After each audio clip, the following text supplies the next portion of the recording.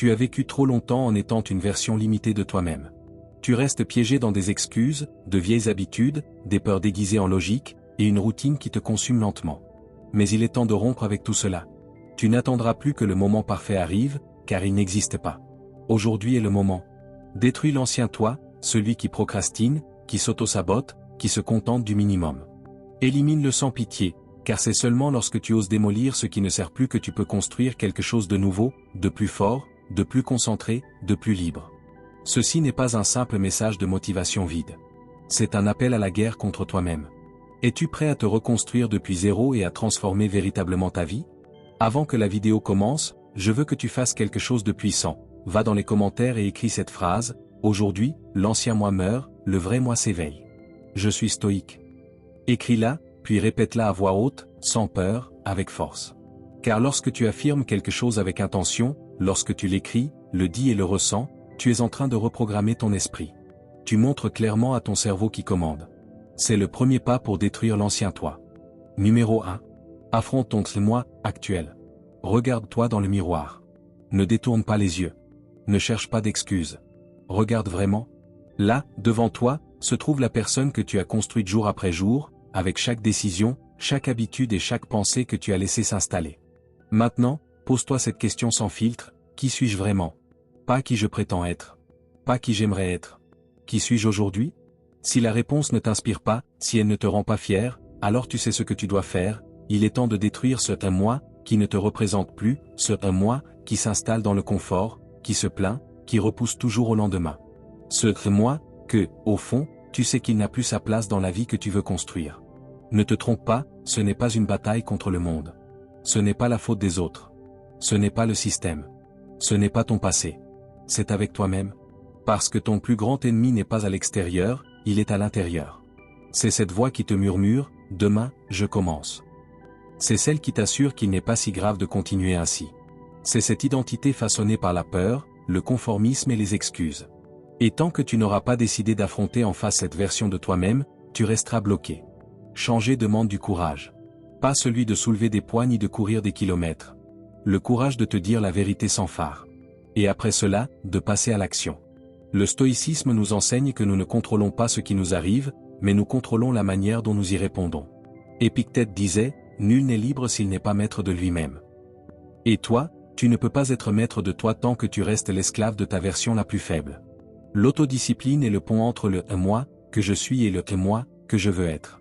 Ce pont se construit uniquement par des décisions fermes, tous les jours, surtout quand tu n'as pas envie. Assieds-toi seul, sans distraction, sans téléphone, sans bruit. Rien que toi face à toi. Demande-toi: quelle partie de moi me freine? Fais une liste. N'aie pas peur. Écris les excuses que tu répètes, les habitudes dont tu sais qu'elles t'auto-sabotent, les croyances qui te limitent. Sois brutalement honnête. Il ne s'agit pas de te juger mais d'exposer la vérité. Parce que ce qui n'est pas nommé ne peut pas être transformé. Et une fois que tout est devant toi, demande-toi: qu'est-ce que je suis prêt à changer aujourd'hui? Pas demain. Pas la semaine prochaine. Aujourd'hui? Quelle décision puis-je prendre maintenant pour m'approcher du moi que je veux construire? Cet affrontement avec toi-même n'est pas un événement d'un jour. C'est une pratique quotidienne. C'est te dire chaque matin: aujourd'hui, je ne négocierai pas avec mes excuses, et te demander chaque soir: ai-je avancé ou me suis-je trahi encore une fois? L'objectif n'est pas la perfection. C'est le progrès. Détruire ton ancien toi par amour. Chaque fois que tu décides de rompre un schéma qui t'enchaîne, tu détruis une partie de l'ancien toi, celui qui n'a plus sa place dans ton histoire. Avec le temps, tu comprendras quelque chose de puissant. Détruire ton moi actuel n'est pas un acte de haine, mais un acte d'amour. Un amour pour la personne que tu peux devenir. Un amour pour ton potentiel. Un amour pour ton but. Personne ne viendra te sauver. Tu dois être ton propre sauveur. Et lorsque tu commenceras à laisser derrière toi tout ce que tu n'es plus, quelque chose en toi se réveillera. Ce ne sera pas immédiat, mais tu ressentiras que tu es sur le bon chemin, en train de construire quelque chose de réel. Tu ne seras plus l'esclave de tes habitudes. Tu deviendras l'architecte de ta vie. Le véritable changement ne commence pas avec une motivation passagère. Il commence lorsque tu acceptes que ton moi actuel a terminé son cycle et qu'il doit mourir pour que naisse quelque chose de nouveau. Déclare-le aujourd'hui. Je suis prêt à détruire ce qui ne me représente plus. Je suis prêt à construire la meilleure version de moi. Et rien ni personne, pas même moi-même, ne m'arrêtera. Numéro 2, brûler les ponts avec le passé. Ce n'est pas un acte de rébellion ni d'ingratitude. C'est un acte de liberté. Car lorsque tu décides de ne plus regarder en arrière, lorsque tu t'engages envers toi-même à cesser de ressasser ce que tu ne peux plus changer, c'est là que ta véritable transformation commence. Il y a des souvenirs qui pèsent comme des chaînes. Il y a des personnes qui, même absentes, continuent de murmurer dans ton esprit que tu n'es pas assez. Et il y a des habitudes dont tu sais pertinemment qu'elles te sabotent chaque jour. Mais rien de tout cela n'a de pouvoir sur toi, à moins que tu ne le lui accordes. Le passé a déjà eu sa chance. Il t'a montré ce que tu devais apprendre, il t'a fait tomber quand tu devais te réveiller, et il t'a laissé des cicatrices qui font désormais partie de ton histoire. Mais il ne peut pas être ton bagage éternel. Tu ne peux pas continuer à porter tout cela si tu veux écrire un nouveau chapitre. On ne vit pas avec un pied dans le passé et un autre dans l'avenir. La vraie force, c'est d'accepter ce qui a été, de pardonner si nécessaire, et surtout de lâcher prise. Car s'accrocher à ce qui t'a fait souffrir ne fait que t'enfoncer davantage. Un exercice radical. Aujourd'hui, je veux t'inviter à un exercice radical. Prends une feuille. Sois brutalement honnête avec toi-même. Écris, qui ou quoi continue de t'enchaîner au passé? Une relation qui n'existe plus mais qui fait encore mal? Une décision que tu ne te pardonnes pas? Une habitude que tu continues malgré qu'elle te détruise? Fais 2 colonnes, à gauche, le nom, le fait, la situation. À droite, ce que cela provoque en toi, peur, insécurité, colère, méfiance, dépendance. Regarde tout cela bien en face. Puis engage-toi à laisser partir au moins 3 de ces choses. Lâcher prise ne signifie pas toujours oublier. Parfois, c'est accepter. Parfois, c'est en parler.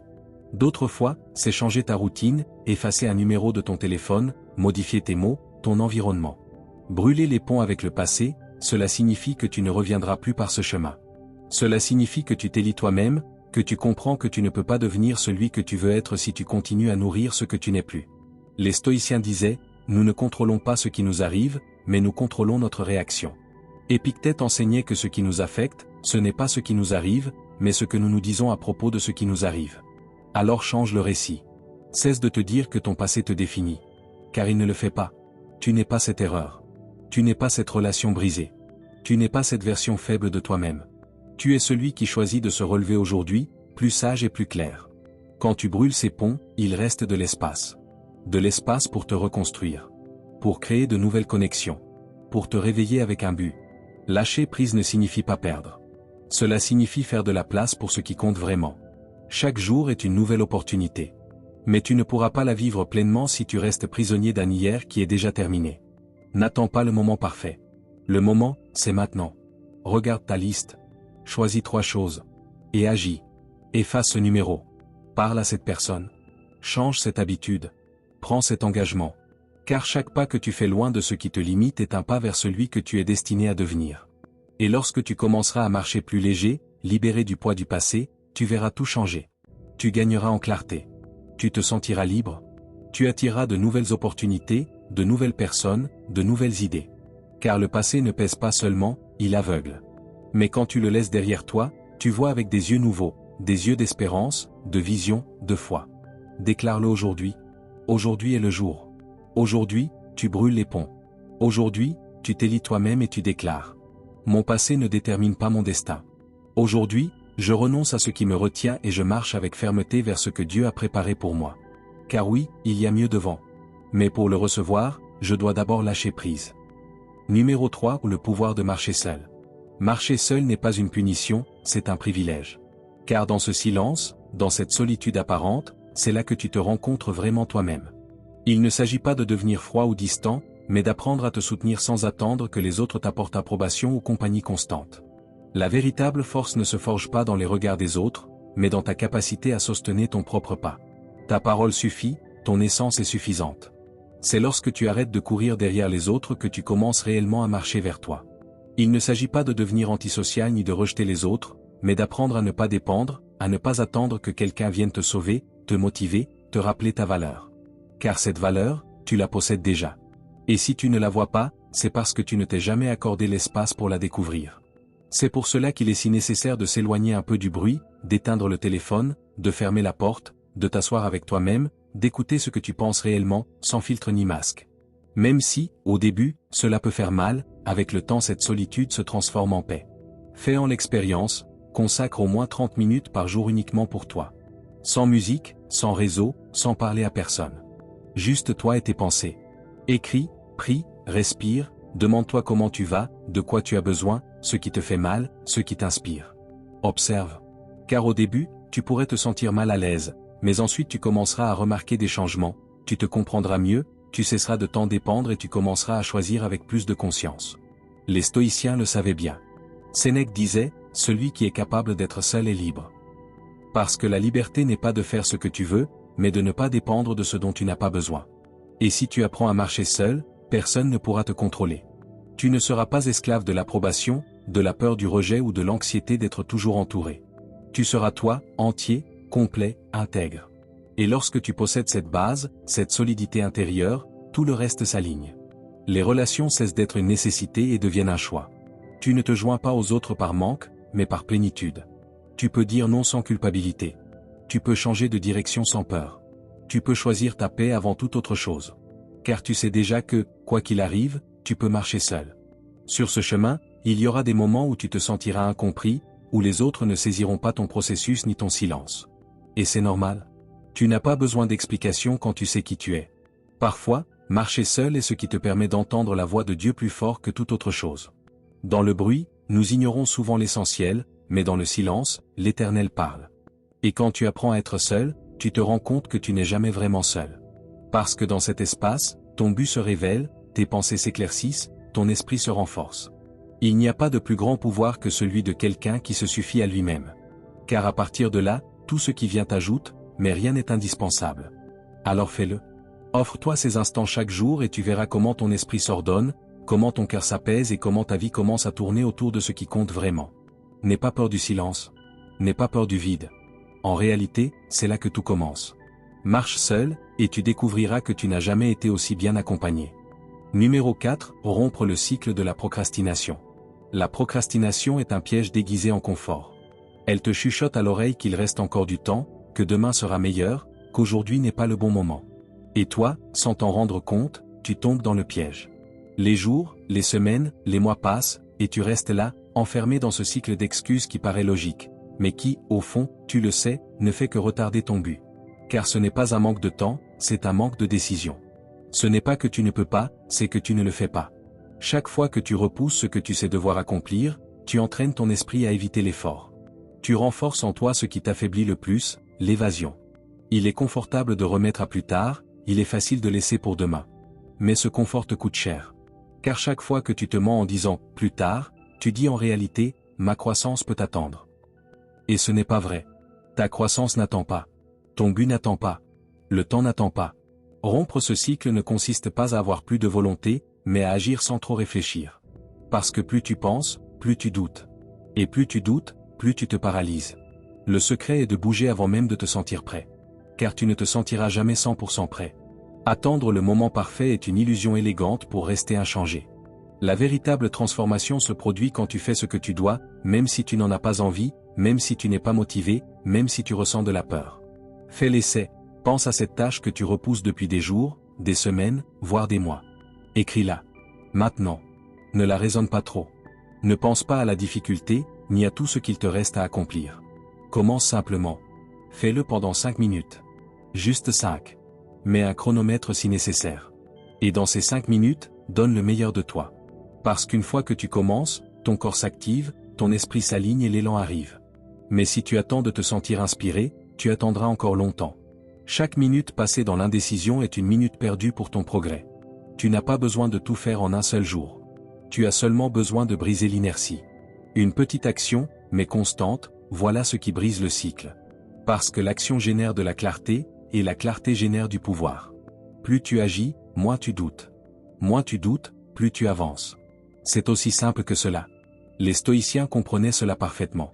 Marc Aurèle disait, « Ne laisse pas ton esprit te dire que tu le feras plus tard. Fais-le maintenant.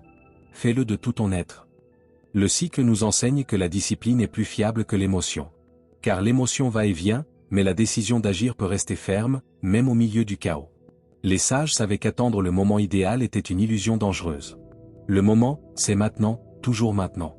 Rompre ce schéma ne se contente pas d'améliorer ta productivité, il améliore ton caractère. Parce que lorsque tu fais ce qui est difficile, tu te renforces.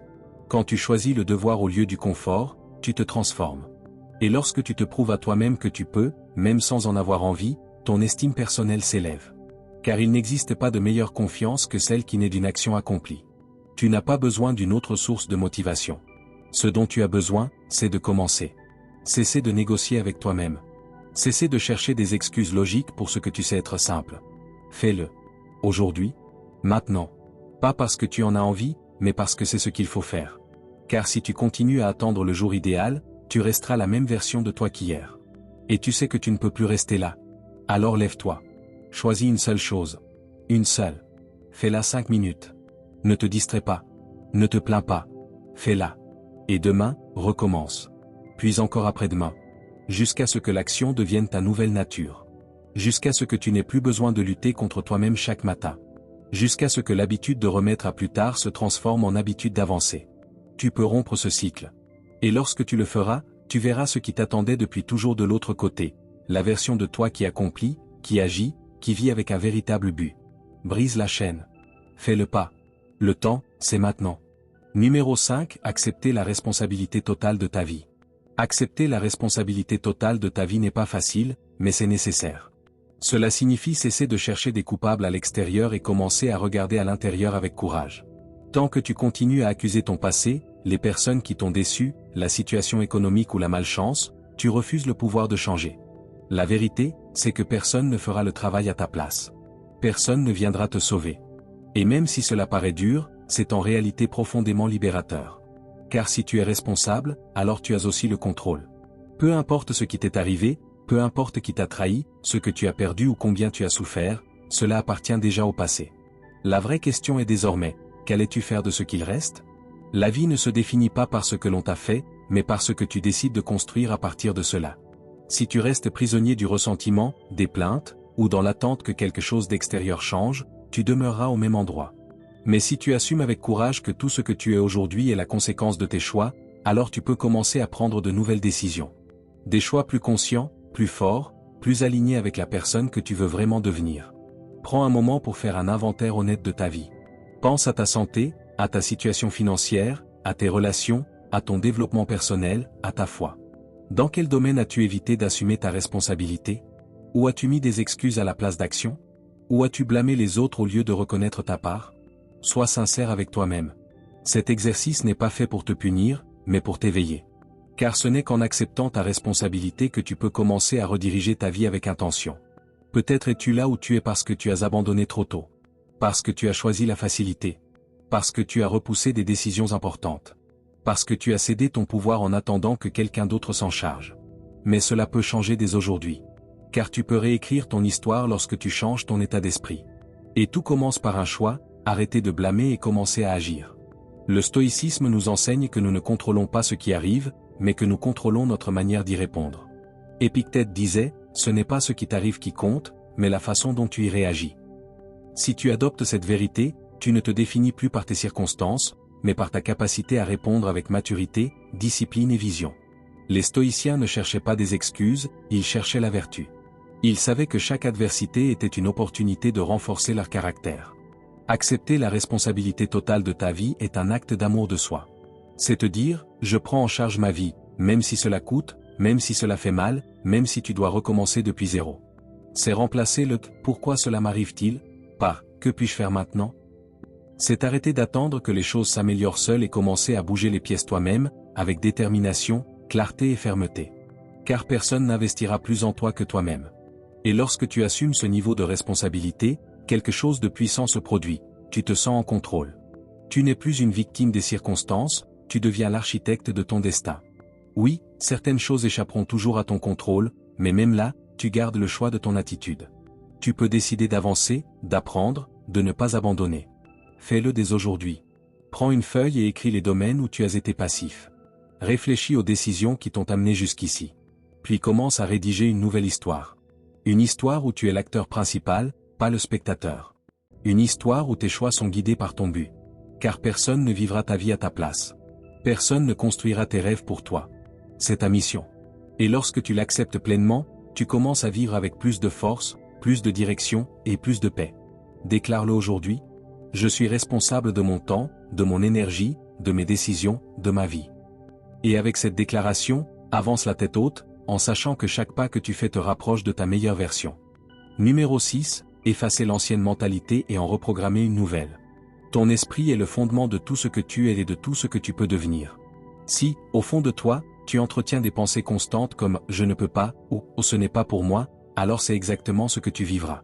Peu importe combien de rêves tu portes en toi ou combien d'objectifs tu écris sur une feuille.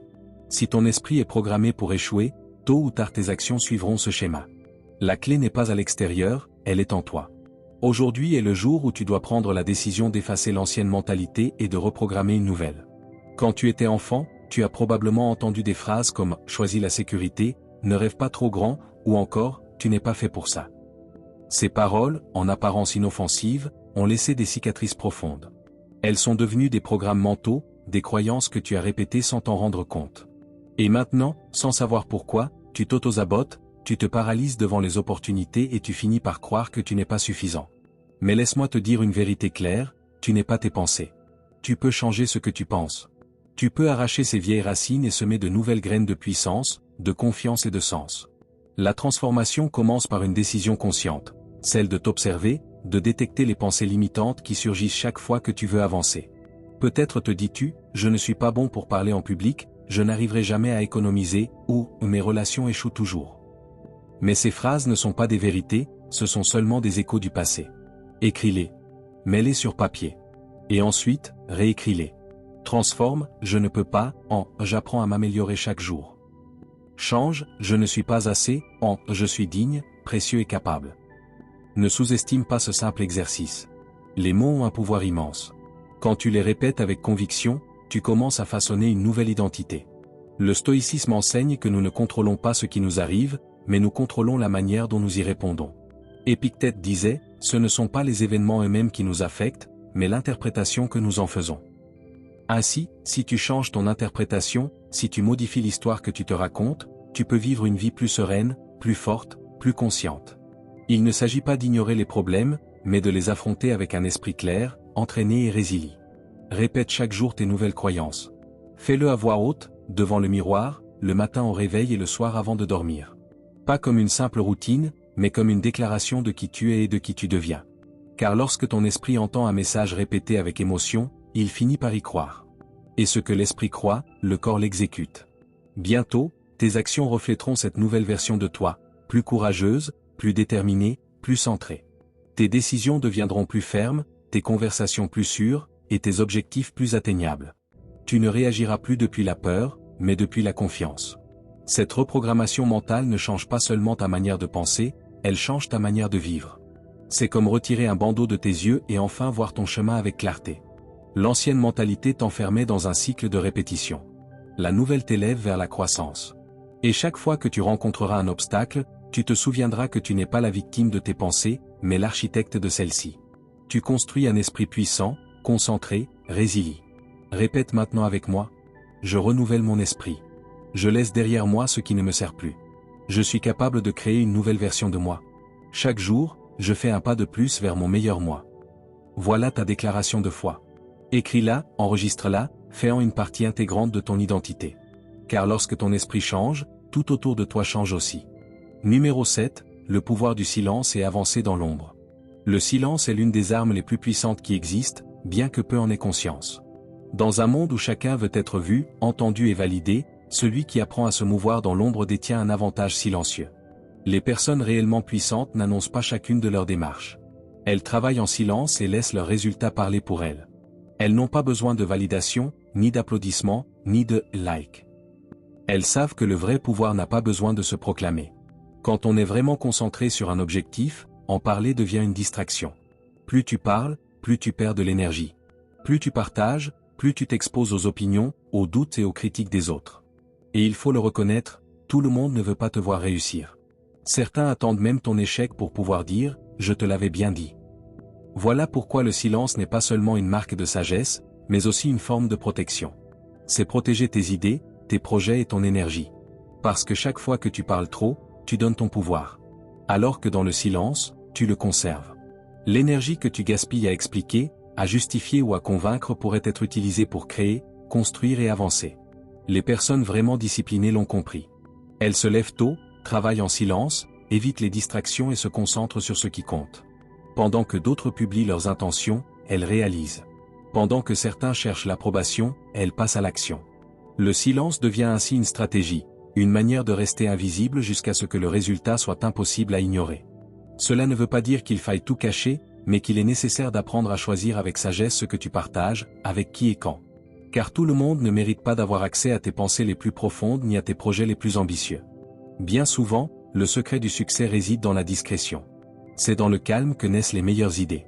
C'est dans la tranquillité que se forgent les grandes décisions. Avance avec intention, mais sans annonce. Travaille sur ce qui compte, sans chercher d'applaudissements.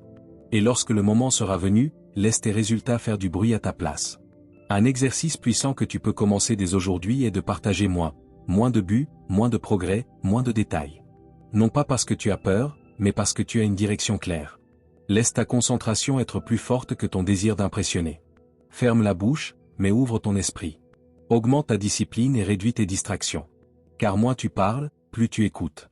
Moins tu t'exposes, plus tu te concentres. Et moins tu dépends de l'opinion des autres, plus ton chemin devient solide. Dans cette pratique de l'ombre, tu découvriras aussi un trésor inattendu, la paix. La paix qui naît quand tu n'as plus besoin de te justifier auprès de personne. La paix qui apparaît lorsque tu cesses de te comparer et que tu travailles simplement. Le silence n'est pas seulement une stratégie, il est aussi libérateur. Il t'apporte clarté, concentration et force. Tout le monde ne le comprendra pas. Certains penseront que tu t'éloignes, que tu deviens distant. Mais toi, tu sauras la vérité, tu es en train de construire. Et les fondations les plus solides se posent dans le silence. Le stoïcisme nous enseigne précisément cela, agir selon nos principes, et non selon l'opinion des autres.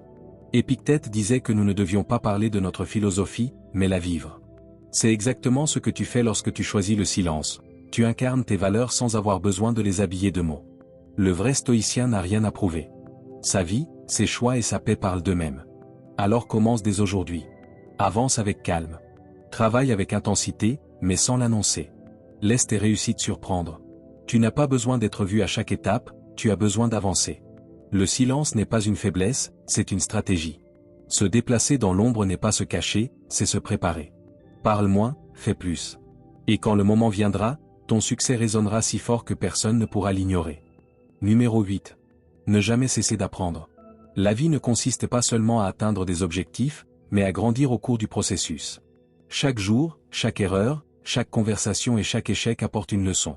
Mais seuls ceux qui sont attentifs et disposés à apprendre peuvent la saisir. C'est cela qui fait la différence entre ceux qui évoluent et ceux qui restent bloqués. Il ne s'agit pas d'avoir toutes les réponses, mais d'avoir le courage de poser les bonnes questions. Car lorsqu'on adopte un état d'esprit tourné vers l'apprentissage, on ne voit plus les erreurs comme des échecs, mais comme des opportunités déguisées. Tout, dans la vie, nous envoie un message, mais encore faut-il être prêt à l'écouter. Parfois, une chute t'enseigne plus qu'un succès. Parfois, une trahison révèle plus que 1000 conseils. Mais sans l'humilité d'apprendre, on répète les mêmes schémas, et qui répètent n'évolue pas. L'apprentissage ne peut donc pas être occasionnel, il doit devenir une partie de ta routine. Comme manger ou dormir, tu nourris ton corps chaque jour. Alors pourquoi ne pas faire la même chose avec ton esprit? Tu n'as pas besoin d'être à l'université pour apprendre. La vie est le maître le plus puissant. Elle parle à travers les défis, les moments difficiles, les décisions qui ne se déroulent pas comme prévu. L'essentiel est de transformer chaque expérience en opportunité de croissance. Si quelque chose n'a pas fonctionné, demande-toi, que puis-je améliorer? Qu'est-ce que je ne vois pas encore? Cette attitude fait de toi une personne invincible, car tu avances toujours, même lorsque tout semble aller à l'encontre de tes efforts. Fais de l'apprentissage une habitude. Consacre du temps à lire, même 10 minutes par jour. Écoute un podcast. Étudie quelque chose de nouveau. Entoure-toi de personnes qui en savent plus que toi. Il ne s'agit pas d'accumuler de l'information inutile, mais d'utiliser la connaissance pour devenir une meilleure version de toi-même. Le plus important, c'est d'appliquer ce que tu apprends. Ne sois pas seulement un étudiant théorique de la vie, sois un pratiquant. Identifie les domaines où tu sens qu'il te manque quelque chose. Peut-être la communication, la discipline, les relations ou les finances. Quelle que soit la sphère concernée, aujourd'hui tu peux poser une action. Aujourd'hui tu peux apprendre quelque chose qui t'approche de la personne que tu veux devenir. Et lorsque tu fais cela chaque jour, même à petits pas, un jour tu te rends compte que tu n'es plus le même. Tu as grandi, tu as changé, tu as évolué. Ne tombe pas dans le piège du conformisme. Ne pense pas que tu sais déjà tout. L'arrogance est l'ennemi de la croissance. L'humilité, au contraire, est la base de l'apprentissage. Accepter que tu ne sais pas est le premier pas pour commencer à savoir. Quand tu fais de l'apprentissage une priorité, tu développes un esprit fort, adaptable, capable d'affronter tout ce qui viendra. Non pas parce que tu as toutes les réponses, mais parce que tu sais chercher, t'adapter, résoudre. Le stoïcisme nous rappelle que nous ne contrôlons pas ce qui arrive à l'extérieur de nous, mais nous pouvons contrôler la manière dont nous y répondons. Et pour répondre avec sagesse, il faut apprendre en permanence. Sénèque disait que, tant que nous vivons, nous devons apprendre à vivre. La sagesse n'est pas un état qu'on atteint, mais une pratique quotidienne. Demande-toi souvent, que puis-je améliorer? Que m'enseigne cette situation? Ne recherche pas la perfection, recherche le progrès. Celui qui apprend chaque jour s'améliore chaque jour. Et celui qui s'améliore chaque jour transforme inévitablement sa vie. N'arrête jamais d'apprendre, car le jour où tu cesses d'apprendre, tu commences à régresser. Reste en mouvement, reste curieux, reste humble.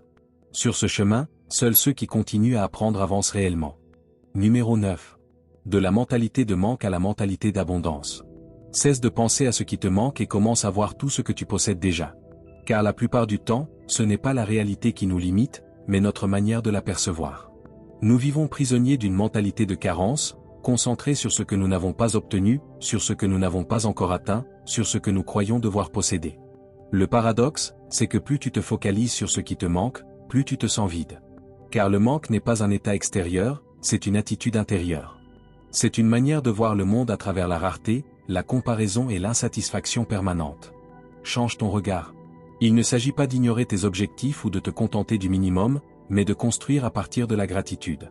Une mentalité d'abondance ne nie pas les défis, mais elle les affronte depuis une position de force, avec la conscience que tu possèdes déjà plus que ce que tu reconnais souvent. Tu as la vie, tu as la santé, tu as des personnes qui t'aiment même si parfois tu ne le remarques pas. Tu as des capacités, du temps, de la liberté. Tout cela, que tu considères trop souvent comme acquis, constitue ton point de départ pour transformer ta réalité. Lorsque tu te concentres sur ce que tu as, ton énergie change, ton état d'esprit change, ta perception change. L'abondance n'est pas un résultat, c'est une décision. C'est choisir de regarder ta réalité avec d'autres yeux, de te réveiller chaque jour en choisissant de voir ce qui est présent, et non ce qui manque. Et plus tu remercies, plus tu trouves de raisons d'être reconnaissant. C'est ainsi que cela fonctionne. Car là où tu diriges ton attention, ton énergie s'amplifie. Si tu ne regardes que ce qui te fait défaut, le vide s'agrandit. Mais si tu choisis de valoriser ce que tu possèdes, cette valeur se multiplie.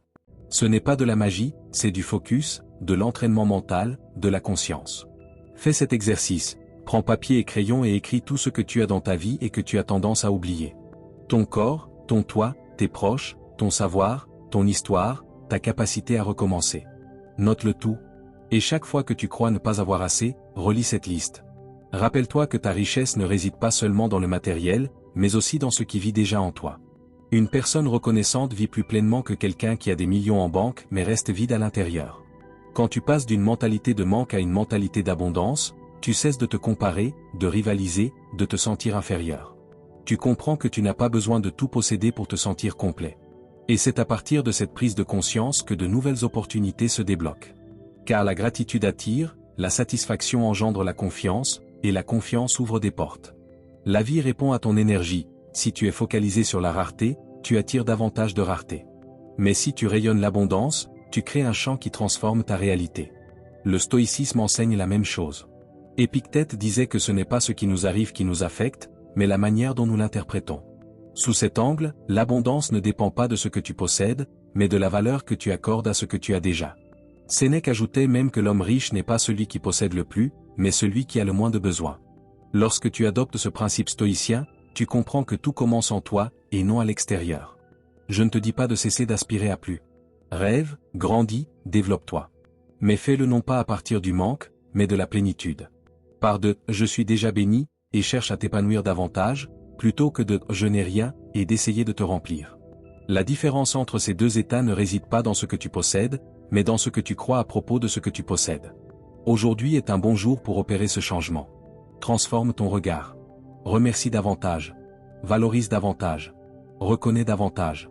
Et tu verras que ta vie se remplit, non pas parce que tout à l'extérieur a changé, mais parce que toi, tu as changé de l'intérieur. L'abondance ne s'atteint pas, elle s'active. Et tout commence par une décision, cesser de se focaliser sur ce qui manque, et choisir de voir tout ce qui est déjà là. Numéro 10. Se débarrasser des distractions. Ton progrès ne s'arrête pas par manque de talent, mais par excès de distraction. Tu es prisonnier de plaisirs momentanés qui semblent inoffensifs, mais qui te volent ce que tu as de plus précieux, ton attention. Chaque fois que tu ouvres un réseau social sans but, chaque fois que tu tombes dans la routine du divertissement vide, tu nourris ton moi actuel, celui qui veut le confort, pas la croissance, celui qui veut le plaisir immédiat, pas la transformation. Et tant que ce moi contrôle ta vie, tu n'évolueras jamais. Détruire ce moi actuel n'est pas un acte de violence, c'est un acte de discipline. C'est te regarder dans le miroir avec une honnêteté brutale et te demander, ce que je fais chaque jour me rapproche-t-il ou m'éloigne-t-il de la personne que je veux devenir? Parce que si ce que tu fais ne t'élève pas, ça te freine. Le plus dangereux, c'est que beaucoup de distractions paraissent innocentes. Juste quelques minutes, te dis-tu. Mais ces minutes deviennent des heures, et ces heures deviennent des jours qui ne reviendront jamais. Ce n'est pas une grosse erreur qui te retarde, mais la somme de petits manquements. Tu ne peux pas construire une nouvelle version de toi-même avec les mêmes habitudes qui te maintiennent au même endroit. Tu dois choisir d'arrêter de te distraire pour commencer à te concentrer. Fais une liste de tout ce qui te vole du temps, réseaux sociaux, séries, notifications constantes, conversations vides. Ensuite, décide de ce que tu vas réduire, de ce que tu vas éliminer, et quand tu vas le faire. Il ne s'agit pas de vivre comme un moine, mais de reprendre le contrôle de ton attention. Car ce que tu contrôles te renforce, ce qui te contrôle te fragilise. La gratification instantanée est addictive. Elle te donne une fausse sensation d'accomplissement, une vidéo, un défilement, un rire rapide, mais quand c'est terminé, tu es toujours au même point, vide, sans avancer. Pendant ce temps, ta meilleure version t'attend dans le futur, mais elle ne peut pas émerger si le présent est rempli de bruit. Le silence est nécessaire. La solitude intentionnelle est nécessaire. Le temps sans écran est nécessaire. Car là, sans distraction, la clarté apparaît, et avec la clarté vient l'action. Tu n'as pas besoin de plus de motivation, tu as besoin de moins d'interruptions. La concentration n'est pas quelque chose que l'on trouve, c'est quelque chose que l'on protège. Chaque jour, tu choisis à quoi tu donnes ton attention. Si tu choisis mal, ne te plains pas des résultats, car ta vie est le reflet direct de tes habitudes. Et si tes habitudes sont basées sur le plaisir immédiat, il n'y a pas de place pour une croissance durable. Les stoïciens parlaient de l'autodiscipline comme d'un pilier essentiel de la vie. Marc Aurèle, au milieu du pouvoir et du chaos, écrivait que nous devons protéger notre esprit comme nous protégeons une ville fortifiée. Ne laisse pas entrer des pensées ou des habitudes qui corrompent ton but. Sois vigilant avec ton temps, ton énergie et ton attention. La vraie liberté, selon le stoïcisme, n'est pas une question de circonstances extérieures. Ce n'est pas faire ce que tu veux, mais maîtriser ce qui te contrôle. Et cela ne s'obtient qu'avec une pratique quotidienne. Alors, fais simple, coupe les notifications, supprime des applications si nécessaire, consacre des blocs de temps au travail profond et surtout, rappelle-toi pourquoi tu as commencé. Chaque distraction vaincue est une victoire silencieuse. Chaque jour où tu choisis la concentration plutôt que le plaisir immédiat, tu avances. Tu n'as pas besoin de tout changer d'un coup. Commence simplement. Remplace une distraction par une action consciente. Change le scroll par un livre, le bruit par le silence, le divertissement vide par un développement réel. Ton esprit, ton corps et ton âme te remercieront. Car, à la fin de la journée, il ne s'agit pas du nombre de choses accomplies, mais si ces choses t'ont rapproché de ton objectif. Aujourd'hui, tu peux commencer à détruire ton moi actuel pour construire ton moi idéal. Tout commence par une décision, arrêter de vivre distrait et commencer à vivre concentré. Numéro 11. Créer des habitudes non négociables. Ce que tu fais chaque jour importe plus que ce que tu fais de temps en temps. Tes habitudes sont le moteur silencieux de ton destin. Tu peux avoir de grands objectifs, une vision claire, même de la motivation, mais si tu n'as pas d'habitudes non négociables, tout cela reste en suspens. Il y aura des jours où tu te sentiras fort, plein d'énergie et inspiré, mais il y aura aussi des jours où tu te sentiras faible, fatigué, sans envie. C'est là que tes habitudes non négociables entrent en jeu. Ce sont celles que tu réalises coûte que coûte, parce qu'elles ne dépendent pas de ton humeur, mais de la personne que tu as décidé d'être. Ta vie ne change pas du jour au lendemain. Elle change lorsque tu décides de faire de petites choses tous les jours sans échouer. Pas parce que tu en as toujours envie, mais parce que tu t'es engagé, parce que tu as décidé que certaines actions font partie de ta nouvelle identité, et point final. Quand tu transformes certaines habitudes en actions non négociables, tu te libères du piège mental du « je le ferai plus tard », car il n'y a pas de plus tard, il y a maintenant. Et maintenant, tu choisis d'avancer, même par petits pas. Pense au futur, mais agis aujourd'hui. 3 habitudes maintenues quotidiennement peuvent changer ta vie. Lire pour nourrir ton esprit, faire de l'exercice pour renforcer ton corps, méditer pour apaiser ton esprit. Elles n'ont pas besoin d'être complexes, mais elles doivent être constantes. Peu importe si tu lis 5 pages ou 50, si tu cours 10 minutes ou 1 heure, l'important est que tu le fasses. Chaque jour, tu honores ton engagement envers toi-même. La clé réside dans la répétition, ce que tu répètes s'enracine, et ce qui s'enracine te transforme. Il ne s'agit pas d'être parfait, mais d'être constant. Décide que certaines actions ne se discutent pas, ne se reportent pas et ne se suspendent pas. Ces actions construisent le nouveau toi, discipliné, concentré, celui qui ne négocie plus avec la paresse, le doute ou les excuses. Avec des habitudes non négociables, même les jours difficiles, tu avances. Même lentement, même dans l'inconfort, tu continues. Et cet avancement, bien qu'il paraisse petit, a un pouvoir immense, il prouve que tu es aux commandes, pas tes émotions. Il montre que ton engagement est plus fort que tes excuses. Vivre ainsi te rend imparable. Non pas parce que tout te réussit, mais parce que tu ne t'arrêtes jamais. Le stoïcisme nous rappelle que la vraie liberté est l'autodiscipline. Épictète disait que nous ne devons pas demander que les choses soient comme nous voulons, mais vouloir les choses telles qu'elles sont et agir en conséquence. Cela inclut notre routine. Si nous voulons une vie forte, nous avons besoin d'habitudes fortes. Et pour cela, nous ne pouvons pas dépendre de la vie ou de notre humeur, mais de principes. Les stoïciens vivaient selon leurs valeurs, pas selon leurs émotions du moment. Cette fermeté est ce qui construit une vie solide.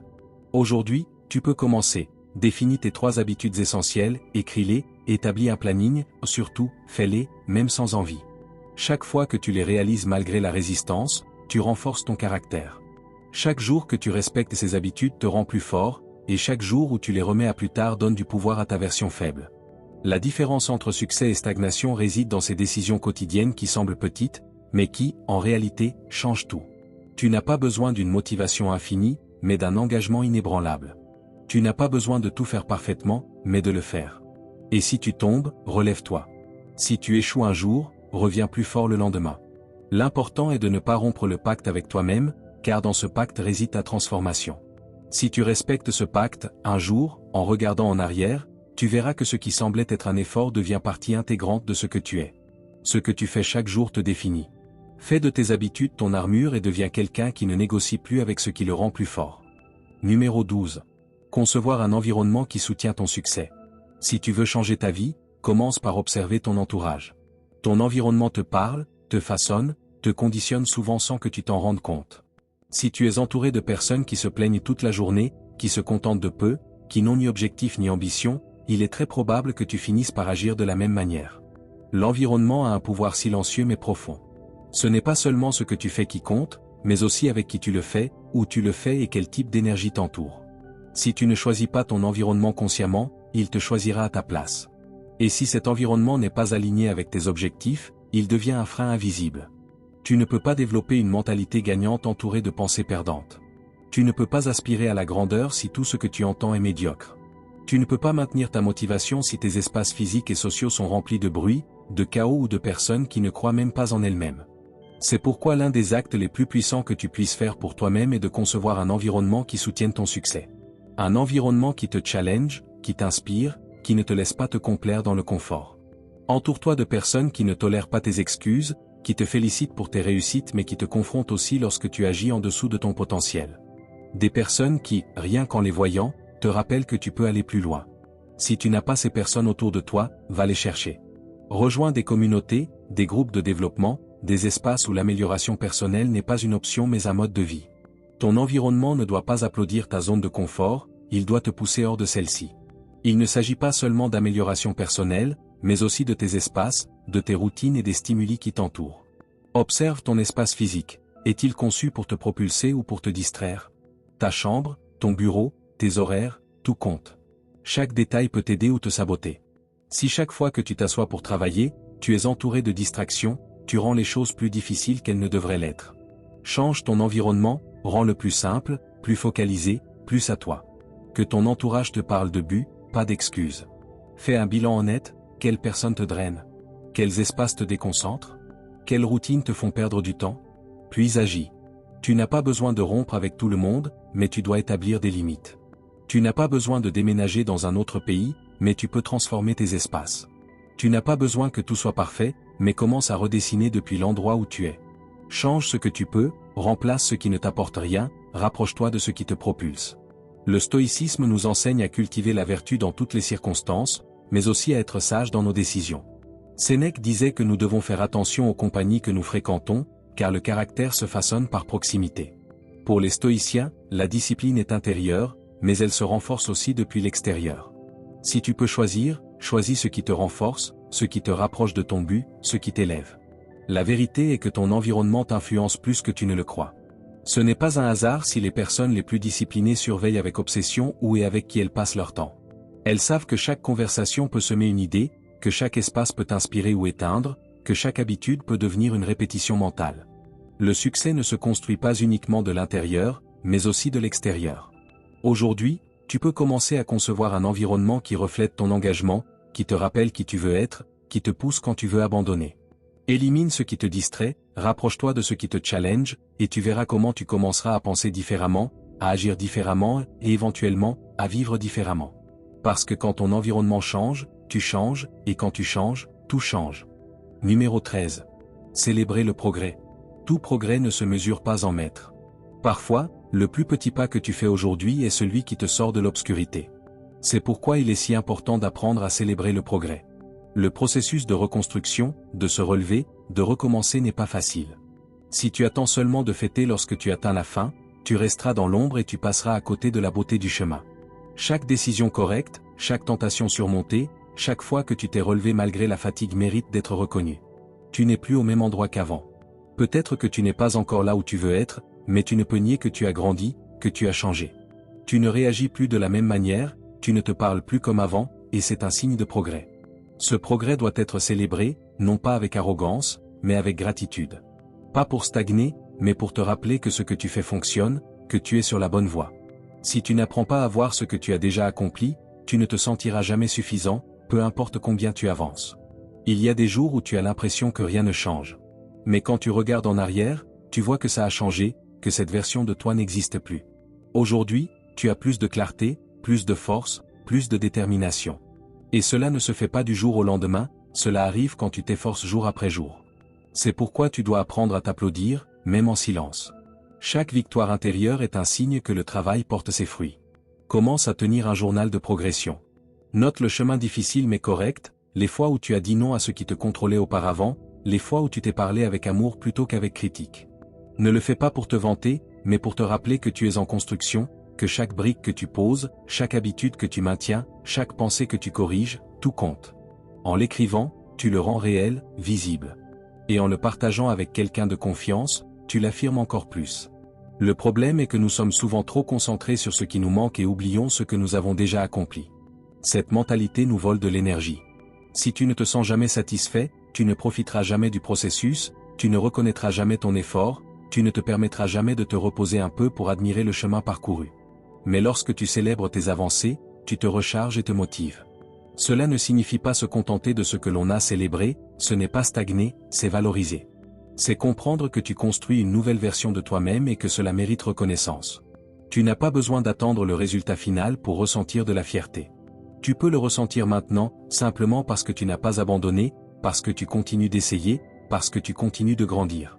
Le stoïcisme nous rappelle que le véritable progrès réside dans notre façon de réagir à la vie, et non dans les résultats externes. Épictète enseignait que nous devons nous concentrer sur ce qui est sous notre contrôle, et cela inclut nos efforts quotidiens. Célébrer ton progrès est un acte de sagesse. C'est reconnaître que tu fais de ton mieux avec ce que tu as, que tu avances avec dignité, que tu choisis le chemin de la vertu. Ne cherche pas la perfection. Exige-toi constance et valorise chaque jour où tu es resté fidèle à ton processus. Célèbre l'avancée, célèbre la discipline, célèbre la cohérence. Si tu ne reconnais pas ce que tu as déjà gagné, il te sera plus difficile de maintenir l'effort pour ce qui vient. Tu n'es pas ici seulement pour survivre. Tu es ici pour évoluer. Chaque pas que tu fais, chaque barrière que tu franchis, chaque peur que tu affrontes est une preuve que tu es sur la bonne voie. Aujourd'hui, célèbre ton progrès. Regarde-toi avec respect, revis ton histoire, reconnais le chemin parcouru et continue avec plus de force, plus de clarté, plus de foi. Si tu as déjà accompli autant, ce qui vient peut être encore meilleur. Numéro 14. Développer une éthique de travail imparable. Le talent attire l'attention, mais c'est la discipline qui soutient les résultats. Tu peux être brillant, avoir des idées incroyables, voir une vision puissante de ce que tu veux accomplir.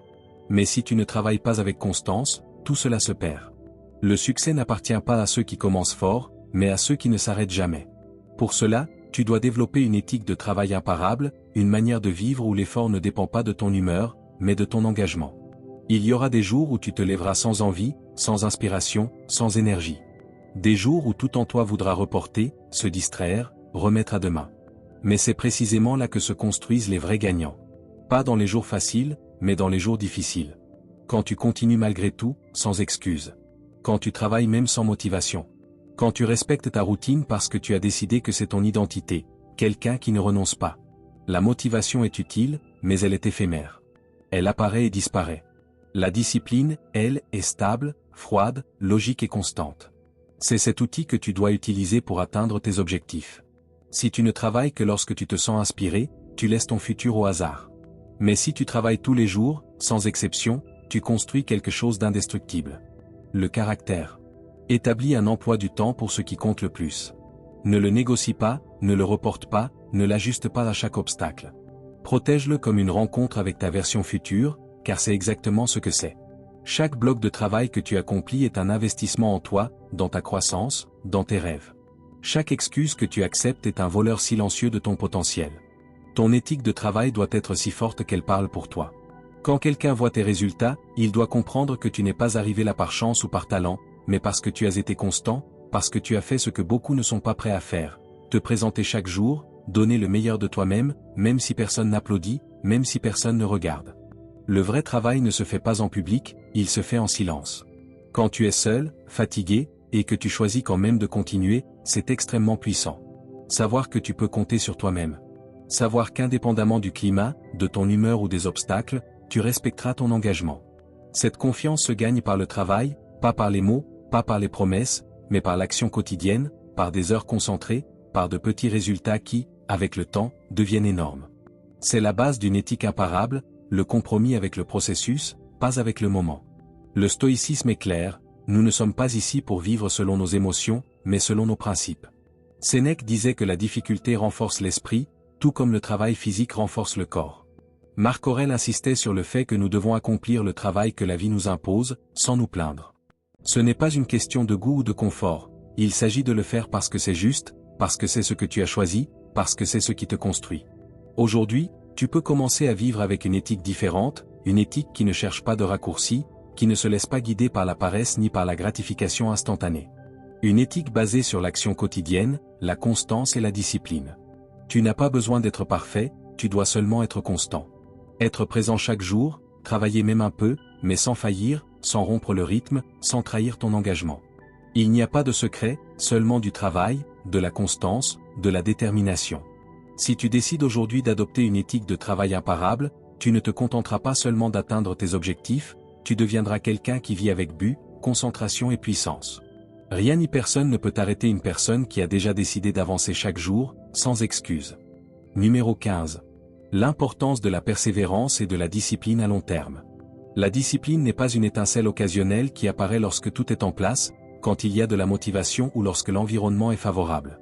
La véritable discipline se forge dans les jours où tu n'as pas envie, quand tu es fatigué, découragé ou que tu ne vois simplement aucun résultat. Il est facile d'être discipliné quand tout coule naturellement, mais le véritable défi, là où naît la croissance, se trouve dans la capacité à continuer même quand personne ne te regarde, quand il n'y a ni applaudissement ni récompense immédiate. La persévérance devient alors ce fil invisible qui relie tous les petits efforts quotidiens et qui, avec le temps, les transforme en grandes réalisations. Beaucoup pensent que le succès est le résultat de moments de génie ou de décisions inspirées, mais en réalité, le succès est ennuyeux. Le succès est routine. Il consiste à faire ce qui est juste encore et encore, même quand les progrès ne sont pas visibles. C'est se lever tôt, étudier, s'entraîner, travailler en silence. C'est répétition, constance, dire oui à ton plan même quand tout en toi veut dire non. Il n'y a pas de secret magique, pas de véritable raccourci, il y a le travail et la décision de maintenir cet effort dans le temps, peu importe ce que tu ressens. Souvent, nous confondons motivation et discipline. Nous pensons qu'il faut être inspiré pour agir, alors qu'en réalité, c'est le contraire. L'action constante génère la motivation. Si tu dépends de tes sentiments pour atteindre tes objectifs, tu seras toujours à la merci du chaos. Mais si tu fais ce que tu dois faire jour après jour, sans attendre de te sentir prêt, tu deviens quelqu'un d'imparable. La discipline n'est pas une émotion, c'est une décision. Et cette décision, répétée quotidiennement, devient un mode de vie. Imagine ceci, tu décides de créer un plan de 30 jours. Pas un plan facile, mais un plan qui défie réellement ta volonté. Peut-être te fixes-tu comme objectif de te lever chaque jour à 5 heures du matin, de t'entraîner sans faute, de manger sainement, de lire 1 heure par jour et de travailler sur un projet personnel sans excuse. Au début, ce sera difficile. Il y aura des jours où ton corps voudra se reposer davantage, où ton esprit cherchera des excuses pour abandonner, où tu auras l'impression que tout cela n'a pas de sens. Mais si tu résistes, si tu respectes ton plan même lorsque c'est difficile, quelque chose change en toi. Tu gagnes le respect de toi-même, tu développes une force mentale, et surtout, tu comprends que c'est toi qui contrôles ta vie, pas tes impulsions. La discipline à long terme s'entraîne comme un muscle. Plus tu l'utilises, plus elle devient forte. Ne t'attends pas à voir des résultats au jour 3 ou au jour 7. Ce qui est réellement précieux commence à apparaître quand les autres se seraient déjà arrêtés. Au jour 20, quand tu es fatigué, quand il n'y a plus d'émotion, seulement de la responsabilité, c'est là que se mesure ton engagement réel. C'est là que se construit ton engagement. Ne te compare pas à ceux qui semblent tout avoir résolu. Compare-toi à la personne que tu étais hier. As-tu été plus discipliné aujourd'hui? Alors tu as gagné. Les stoïciens parlaient de contrôle interne. Ils disaient que nous ne pouvons pas contrôler le monde extérieur, mais que nous pouvons contrôler nos actions, nos pensées, nos décisions. Épictète enseignait, ce n'est pas ce qui t'arrive, mais la manière dont tu y réponds qui compte. C'est la racine de la discipline stoïcienne, agir selon ce qui est juste, pas selon ce que tu ressens. Être ferme face à la difficulté, constant au milieu de l'incertitude et fort devant l'envie d'abandonner. Pour eux, la discipline n'était pas un moyen d'obtenir quelque chose d'extérieur, mais un mode de vie aligné avec la vertu et le devoir. Revenons à ton plan de 30 jours, ne le vois pas seulement comme un défi physique ou un simple objectif de productivité. Vois-le comme un entraînement du caractère. Chaque jour où tu respectes ce que tu t'es engagé à faire, tu te montres que ta parole a de la valeur. Tu construis la confiance en toi. Car au final, la base de toute véritable estime de soi ne réside pas dans la répétition de phrases positives devant le miroir, mais dans le fait de faire ce que tu avais dit que tu ferais, même quand personne ne te regarde. C'est la racine de tout, devenir quelqu'un en qui tu peux toi-même avoir confiance. Quand tu termines ce plan, tu ne seras plus la même personne. Peut-être que cela ne se verra pas sur ton corps ou sur les réseaux sociaux, mais tu le ressentiras dans ta manière d'affronter les problèmes, dans ta patience, ton focus, ta capacité à continuer même quand les choses ne se passent pas comme prévu. Alors tu comprendras que la discipline n'a jamais été une charge, mais une façon de te libérer du chaos, de l'autosabotage et de l'inconstance. Persévérer à long terme n'est pas facile, mais c'est ce qui distingue ceux qui rêvent de ceux qui construisent. La question n'est pas de savoir si tu peux le faire, mais si tu es prêt à le faire chaque jour, même sans envie. Là est la clé. Si tu es arrivé jusqu'ici, célèbre-le. Tous ne tiennent pas jusque-là, mais toi, tu l'as fait. Et cela en dit long sur ton engagement envers toi-même. Maintenant, fais-le encore une fois, recommence, continue, persévère.